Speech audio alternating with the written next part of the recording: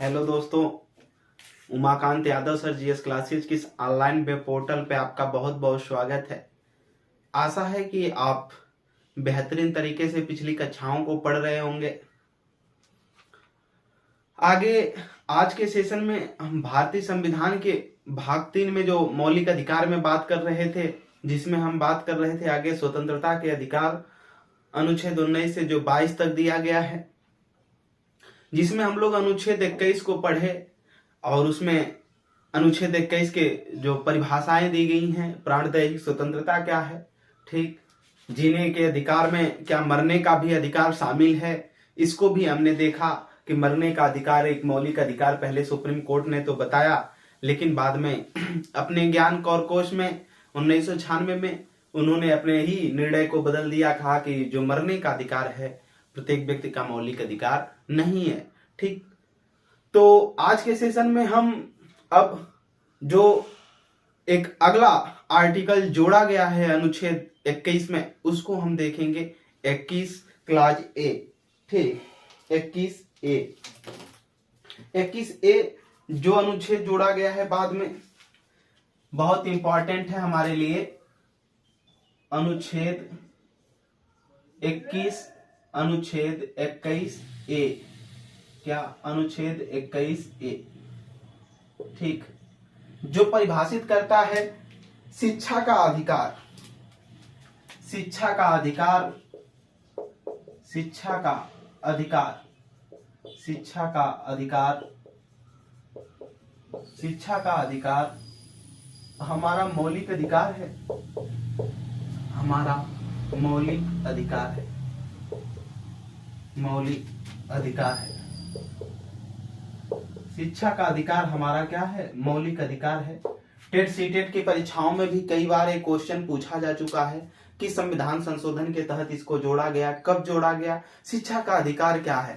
ठीक, तो इसके विषय में हम चर्चा करेंगे। शिक्षा का अधिकार हमारा मौलिक अधिकार है, यानी शिक्षा, किसी भी व्यक्ति को शिक्षा ही एक ऐसी चीज है कि उसके जीवन के सारे मार्ग को प्रशस्त करती है और एक सामाजिक गरिमापूर्ण जीवन यापन करने के और उसको आगे की तरफ दिशा निर्देशित करती है। कौन? शिक्षा। तो व्यक्ति को जीवन जीने के साथ एक गरिमापूर्ण जीवन यापन करने के लिए, समाज में बेहतरीन अपनी स्थिति रखने हेतु, अपनी आने वाली पीढ़ियों के और अपना विकास हेतु शिक्षा बहुत जरूरी है। ठीक, इसलिए शिक्षा का जो अधिकार है, इसको एक केस आया था 1992 में। ठीक, 1992 में एक केस आया, 1992 ईस्वी में, जिसका नाम था मोहिनी जैन बनाम कर्नाटक राज्य। ठीक, इसी को वर्सेज बोलते हैं, बनाम को ही। मोहिनी जैन बनाम कर्नाटक राज्य। मोहिनी जैन एक महिला थी, ठीक, मेरठ की रहने वाली थी। इन्होंने एमबीबीएस की पढ़ाई के लिए कर्नाटक के एक प्राइवेट मेडिकल कॉलेज में दाखिला के लिए वहां पर इन्होंने अपना फॉर्म अप्लाई किया। इनकी जब काउंसलिंग हुई, उसके बाद जो कॉलेज की फीस थी, इनसे 60,000 रुपए मांगा गया, जो कि इनके पास नहीं था, इसलिए इन्होंने दाखिला लेने से मना कर दिया। इसके बाद इन्होंने सुप्रीम कोर्ट में आर्टिकल 32 के तहत, हमने बताया था कि आपके मौलिक अधिकार का अगर कहीं भी हनन होता है तो आप आर्टिकल 32 के तहत कहां जा सकते हैं? Supreme court. और आर्टिकल 226 के तहत कहां जा सकते हैं? High court. इन्होंने सुप्रीम कोर्ट का दरवाजा खटखटाया आर्टिकल 32 फर्स्ट के तहत, जो है क्लास 1 के तहत इन्होंने याचिका दायर किया, रिट दायर किया। कहां? सुप्रीम कोर्ट में, कि क्या हमारा शिक्षा पाने का अधिकार नहीं है? अगर जीवन जीने का अधिकार है तो क्या हमारा शिक्षा पाने का अधिकार नहीं है? इन्होंने जब रिट दायर किया तो सुप्रीम कोर्ट ने भारत के संविधान पे एक क्वेश्चन उठाया कि क्या भारत के संविधान में शिक्षा पाने का अधिकार शामिल है या नहीं है। बाद में हुआ कि नहीं, शिक्षा पाने का अधिकार भी शामिल है, जीवन जीने के अधिकार के साथ साथ वो भी मौलिक अधिकार में शामिल है। इसलिए शिक्षा के अधिकार को मौलिक अधिकार घोषित किया गया। ठीक, और ये जो जोड़ा गया अनुच्छेद 21 ए में यानी अनुच्छेद 21 में जब ये जोड़ा गया तो ये जोड़ा गया था 86वां संविधान संशोधन अधिनियम, संविधान संशोधन अधिनियम, संशोधन अधिनियम, अधिनियम,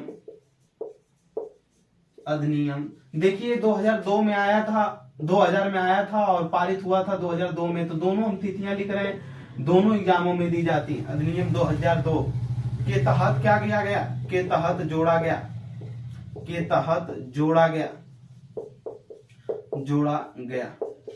इसी को शॉर्ट फॉर्म में इंग्लिश में लिख सकते हैं 86वां CAA कॉन्स्टिट्यूशन अमेंडमेंट एक्ट 2002, ठीक, या 2000, दोनों तिथियां लिख लेंगे, ठीक। इसको इसमें कहा गया कि जो 6 से 14 वर्ष के बच्चे हैं, 6 से 14 वर्ष के बच्चों को, 6 से 14 वर्ष के बच्चों को, बच्चों को, बच्चों को निशुल्क, निशुल्क, निशुल्क एवं अनिवार्य शिक्षा, अनिवार्य, अनिवार्य शिक्षा प्रदान किया जाएगा, किया जाएगा। इसमें जो बात आती है कि जो 6 से 14 वर्ष के बच्चे हैं उनको निशुल्क एवं अनिवार्य रूप से शिक्षा क्या किया जाएगा, प्रदान किया जाएगा, क्योंकि शिक्षा का अधिकार क्या है, मौलिक अधिकार है, इसको कोई भी हनन नहीं कर सकता, ठीक। किसी भी तरीके से अगर कोई भी माता पिता अपने बच्चे को अगर शिक्षा के अधिकार से वंचित रखता है तो आप उसके खिलाफ याचिका दायर करके उस बच्चे के भविष्य को बचा सकते हैं, ठीक।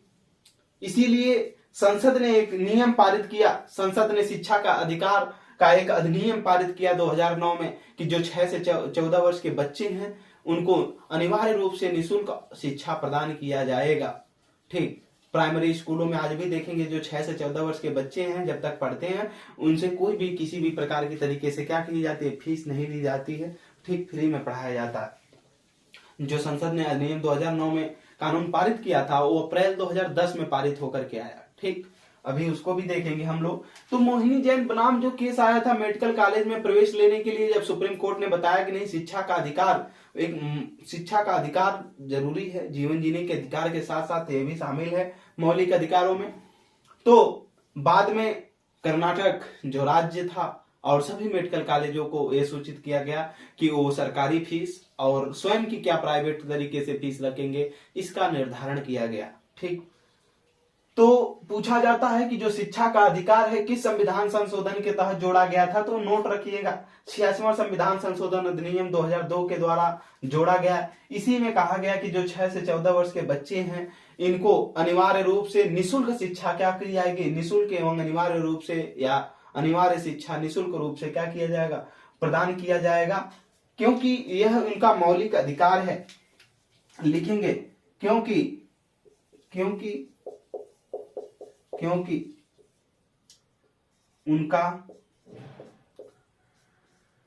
उनका यह मौलिक अधिकार है, यह मौलिक अधिकार है, मौलिक अधिकार है और स्वतंत्रता के अधिकार में है, ठीक। तो स्वतंत्र रूप से शिक्षा ग्रहण करने का क्या है, अधिकार भी है, ठीक। इसको नोट कर लेंगे।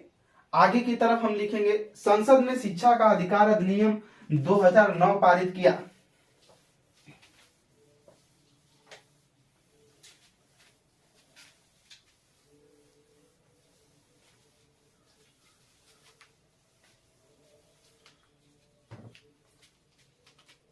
लिखेंगे संसद ने शिक्षा का अधिकार, शिक्षा का अधिकार, शिक्षा का अधिकार अधिनियम 2009 पारित किया, यह अप्रैल 2010 से लागू हुआ, ठीक। पारित 2009 में हुआ। तो आगे लिखेंगे जिसके तहत 6 से 14 वर्ष के बच्चों को, जिसके तहत 6 से 14 वर्ष के बच्चों को 6 से 14 वर्ष के बच्चों को 6 से 14 वर्ष के बच्चों को, जिसके तहत 6 से 14 वर्ष के बच्चों की आय को 6 से 14 वर्ष के बच्चे को लिखेंगे, बच्चे को अनिवार्य एवं निःशुल्क शिक्षा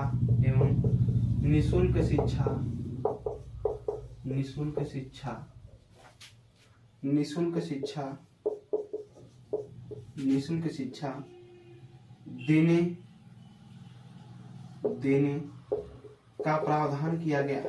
का प्रावधान किया गया।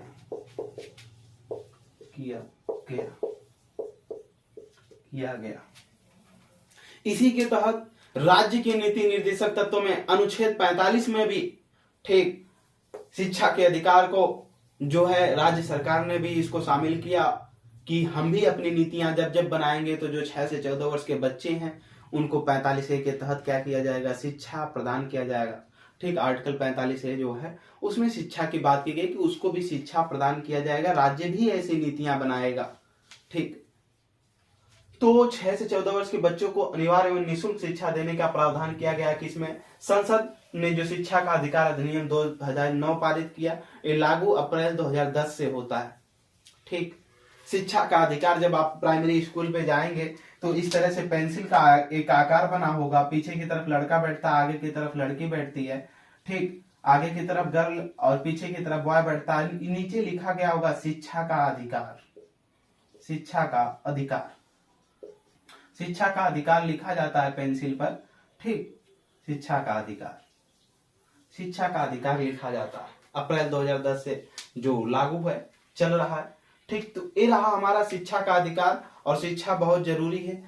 पूछा जाता है शिक्षा का अधिकार इस किसकी देन है, या शिक्षा के अधिकार का पिता किसको माना जाता है। तो आंध्र प्रदेश में एक बार शिक्षा का अधिकार के लिए आंदोलन चलाए जा रहे थे, जिसमें से जो लिख लेंगे शिक्षा स्टार बना करके, शिक्षा के अधिकार के पिता, शिक्षा के अधिकार के जनक या पिता के जनक जो माने जाते हैं, ये माने जाते हैं उन्नी किसडन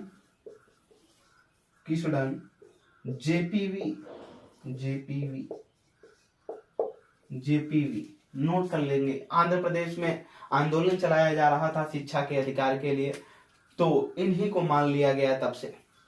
ठीक, और उस तरह से देखा जाए भारत में तो शिक्षा प्रणाली के जगत की शुरुआत हुई है लॉर्ड मैकाले के तहत हुई 1830 के बाद से। ठीक, भारत में तो ये रहा हमारा शिक्षा का अधिकार जो अनुच्छेद 21A में शामिल है। प्रत्येक व्यक्ति का शिक्षा पाने का अधिकार है और मौलिक अधिकार है, स्वतंत्रता पूर्व तरीके से अधिकार है, क्योंकि ये स्वतंत्रता के अधिकार में शामिल है शिक्षा का अधिकार। ठीक, जो जीवन जीने के साथ साथ क्या है, शिक्षा पाने का भी अधिकार शामिल है। तो फिर मिलते हैं अनुच्छेद 22 को लेकर के आपके साथ। ठीक, आज के लिए इतना ही। इस क्लास में मेहनत से प्रीवियस ईयर के सारे पेपर को देखते रहिए। Umakant Yadav sir GS classes में जुड़ने के लिए आपका बहुत बहुत धन्यवाद।